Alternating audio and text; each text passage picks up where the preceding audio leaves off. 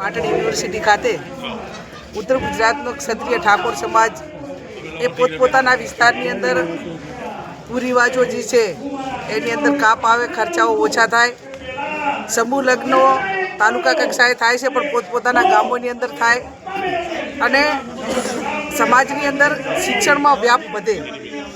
અત્યારે મોટા પ્રમાણમાં જે દીકરીઓને ભણવા માટેની મુશ્કેલી પડતી હોય તો એ અપડાઉન કરતી દીકરીઓને પડે છે.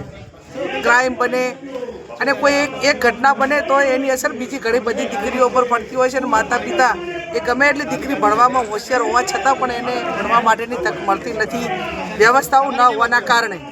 તો તાલુકા કક્ષાએ અને જ્યાં જિલ્લાના મથક છે ત્યાં કન્યા હોસ્ટેલોનું નિર્માણ થાય અને રાજકીય હોય, આર્થિક હોય, સામાજિક હોય કે શૈક્ષણિક રીતે સરકારમાં વસ્તીના ધોરણે જે આપણને લાભ મળવો જોઈએ, ભાગ મળવો જોઈએ SC ST OBCને, એ ક્યાંક ને ક્યાંક વસ્તીના ધોરણે નથી મળતો. તો એની માગણી એ સરકાર પાસે કઈ રીતે કરવી, આવી વિવિધ મુદ્દાઓ સાથે આજે ઉત્તર ગુજરાતના ઠાકોર સમાજ, ક્ષત્રિય સમાજ એ એકઠો થયો.